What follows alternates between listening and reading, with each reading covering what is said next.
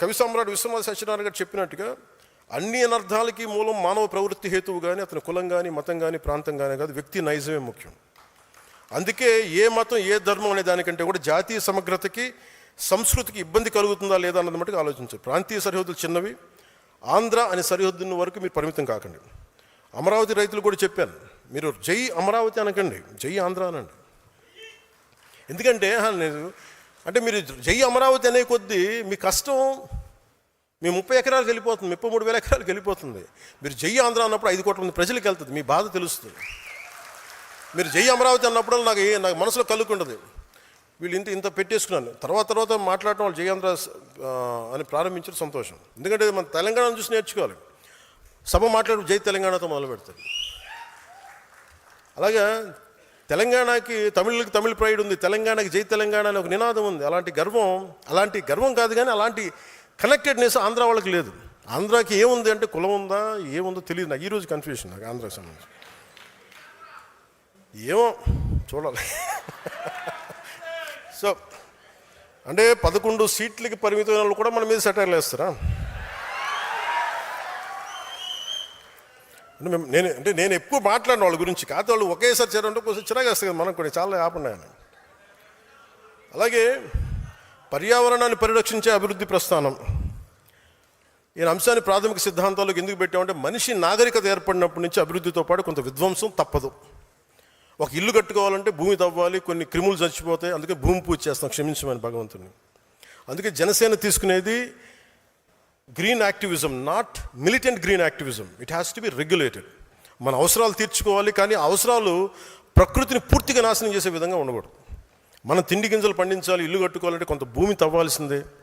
సంస్కృతిలో భూమి పూజ చేస్తాం, శాంతి పూజ చేస్తాం. ఒక తలుపు, ఒక ఫర్నిచర్ చేయాలి, కుర్చీలు కావాలంటే ఒక చెట్టు నేను నరకాల్సి రావచ్చు. మనం కూర్చుని హాల్ నిర్మించాలంటే కొంత ప్రకృతి విధ్వంసం తప్పదు. మనం వాడుతున్న ప్లాస్టిక్, నీళ్లు తాగే బాటిల్స్, ఇవన్నీ కూడా కొంత ప్రకృతి వనరుల దోపిడీ ద్వారానే వస్తాయి. సో ఏం చేయాలి వీటన్నిటికంటే how do we regulate the exploitation of our own forest and resources and nature అన్న ఆలోచన విధానం మనకు రావాలి. కొంచెం బాధ్యతగా ఉండాలి.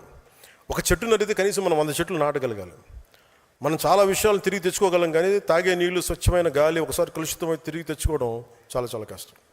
And I want to be very conscious about nature. పర్యావరణ విషయంలో మనందరం చాలా జాగ్రత్తగా మనం చేయగలిగేది మనం ఖచ్చితంగా చేద్దాం.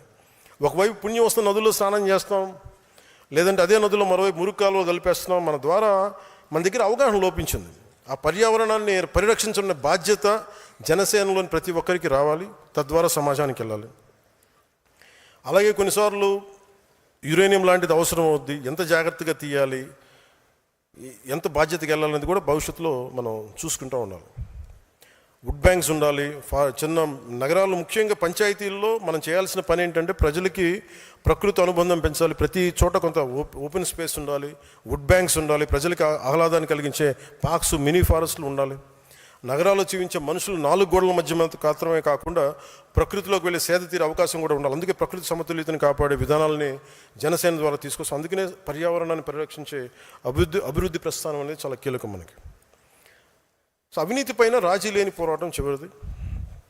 మన దేశంలో అవినీతిని పూర్తిగా అంతం చేయడం అనేది ఇప్పటికీ సాధ్యం కాదు. ఇందాక సోదరి కర్ణాటక నుంచి వచ్చి మాట్లాడుతుంటే అవినీతి పైన రాజీ లేని పోరాటం చేయగలం, అంతేగా నిర్మూలిస్తాం సంపూర్తిగా అంటే ఎందుకు? మనం పోరాటమే చేయగలం, ఒక నియంత్రించడానికి పని చేయగలం తప్ప పూర్తిగా తీసేయడం కుదరదు. అంటే problem is issue in the human being. అంటే ప్రజలు ప్రభుత్వ కార్యాలయాలకు వెళ్తే లంచం లేకుండా పని జరగాలి. ఒక యువకుడు ఉద్యోగం కోసం డబ్బులు పెట్టాల్సిన పరిస్థితి ఉండకూడదు. ఒక కాంట్రాక్టర్ నాణ్యమైన పని చేయాలంటే రాజకీయ నాయకులు కమిషన్ ఇవ్వాల్సిన పరిస్థితి ఉండకూడదు. నేను బాధ్యతలు స్వీకరించిన వెంటనే నా కార్యాలయంలో పిఆర్ ఆర్డీ తీసుకున్న తర్వాత కార్యాలయంలో పనిచేసే సిబ్బందికి అవినీతిగా దూరంగా ఉండే చర్యలు తీసుకున్నాం. పంచాయతీరాజ్ శాఖలో గతంలో ప్రతి రేట్ కార్డు ఉండేది ప్రతి ఉద్యోగానికి. అసలు 10,000 మందికి ఒకేసారి ప్రమోషన్ ఇచ్చాం. దానికి పాపం గత ప్రభుత్వ పాలకులు చాలా బాధపడిపోయారు, చాలా డబ్బు పోయింది వాళ్ళకి. సో అలాగే ఉదాహరణకి అంటే ఎంత డీప్గా ఉంటుంది అంటే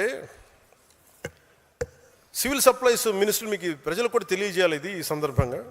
ఉదాహరణకి పేదల కడుపు నింపేందుకు ప్రభుత్వం పీడిఎస్ ద్వారా రేషన్ బియ్యం అందిస్తుంది. దానిని అక్రమంగా విదేశాలకు తరలించే పరిస్థితులు ఉన్నాయి. గౌరవ పౌర సరఫరాల శాఖ మంత్రి పిఎస్సి చైర్మన్ నాదెండ్ల మనోహర్ గారి నేతృత్వంలో కాకినాడ పోర్టులో 1000 టన్నుల బియ్యాన్ని అక్రమాన్ని అడ్డుకున్నాం.